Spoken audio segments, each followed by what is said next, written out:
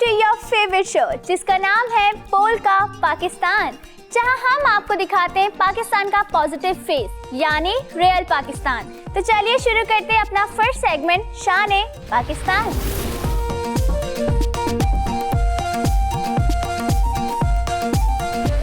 कहते हैं life is art, paint your dreams, लेकिन कुछ लोग ऐसे होते हैं जो अपने आर्ट से दूसरों के ड्रीम्स पेंट करते हैं। ऐसी ही एक आर्टिस्ट से आप लोग की मुलाकात करवाती हूँ जिनका टैलेंट देख के आप लोग हैरान रह जाएंगे। नुक्तों से मिलकर बनती है एक लकीर और लकीरों से मिलकर बनती है एक तस्वीर। जनाब, इस वक्त मैं ज़ैनब मार्केट पर मौजूद हूँ और अगर आप कभी ज़ैनब मार्केट आए होंगे तो आपने देखा होगा कि ज़ैनब मार्केट के कोने पर एक दरख्त के नीचे एक आर्टिस्ट बैठा हुआ काफ़ी सालों से पेंटिंग कर रहा है। इनकी ज़िंदगी की क्या कहानी है, किस वक्त ये यहाँ पर आकर बैठते हैं, कितने सालों से ये काम कर रहे हैं, क्या इनकी मसरूफियात होती हैं, तो आज आपको इस बारे में हम वीडियो दिखाने वाले हैं। तो फिर आइए मेरे साथ।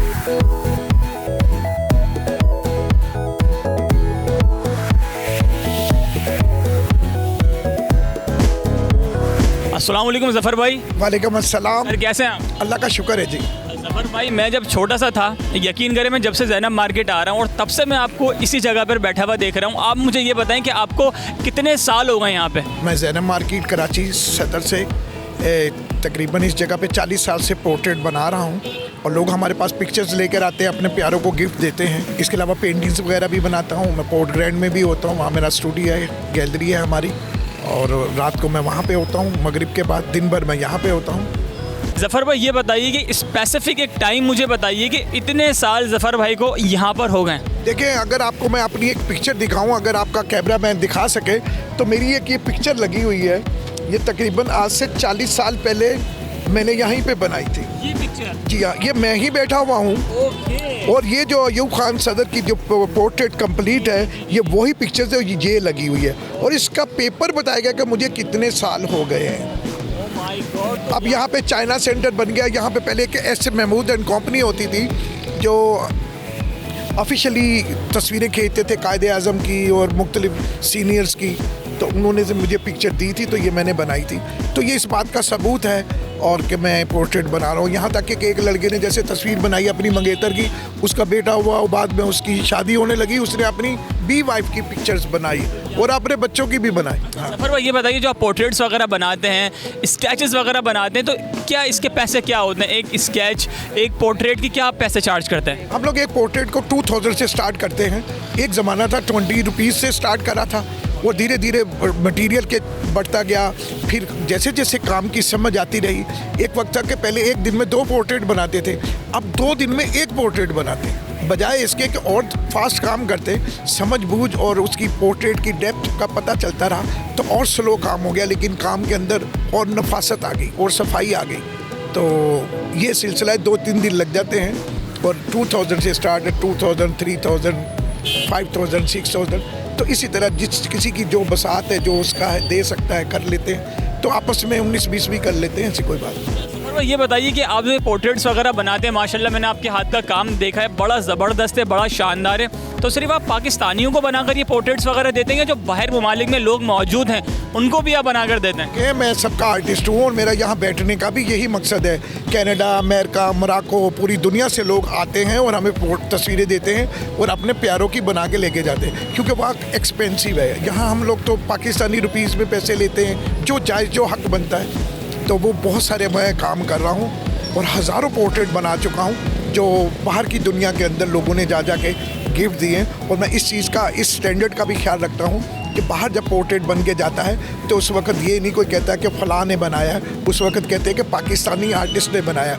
तो मुझे अपने मुल्क की रिस्पेक्ट का भी ख्याल रखना है। और जो फॉरेनर्स के मैं पोर्ट्रेट बनाता हूँ, स्पेशली मैं हर मुल्क के आर्टिस्टों को स्टडी करता हूँ कि कौन से मुल्क के अंदर किस तरीके से कैसा काम किया जा रहा है और लोग किस तरह का काम एक्सेप्ट कर रहे हैं। तो मुझे उनके स्टैंडर्ड्स भी देखने होते हैं और फिर बनवाने वाला का स्टैंडर्ड को भी हमने रखना होता है। उसने जाके जिसको देना उसका भी स्टैंडर्ड हमें देखना पड़ता है, उस कंट्री का, उन लोगों का।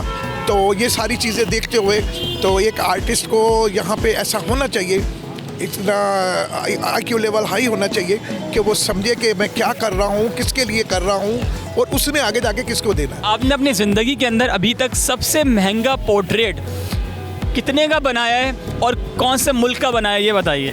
देखिए, मैंने एक बाहर से डॉक्टर आए थे तो उन्होंने पोर्ट्रेट बनाया था, तो वो 70,000 का एक पोर्ट्रेट बनाया। हाँ बिल्कुल, वो लाइफ साइज पोर्ट्रेट था और वो बनाया था, इंडोर बनाया था। अच्छा ज़फ़र भाई, ये बताइए, जो आप ये पिक्चर्स वगैरह बनाते हैं, पोर्ट्रेट्स बनाते हैं, स्केचिंग आप करते हैं, तो इसमें जो आपके औजार होते हैं, तो ज़रा एक दफ़ा अपने औजार वगैरह दिखा दें और उनके बारे में बता दें कि आपके पास कौन कौन से औजार मौजूद हैं जिसकी मदद से आप ये पोर्ट्रेट्स बनाते हैं। अगर आप आयल से बना रहे हैं तो फिर आयल का मटेरियल होगा, ब्रशेज़ वगैरह होते हैं। एक्रेलिक से काम कर रहे हैं तो एक्रेलिक कलर के आपके पास ट्यूब्स होंगी और उसका जो फॉर्मेट है तो वाटर गन वगैरह होती है उसके अंदर।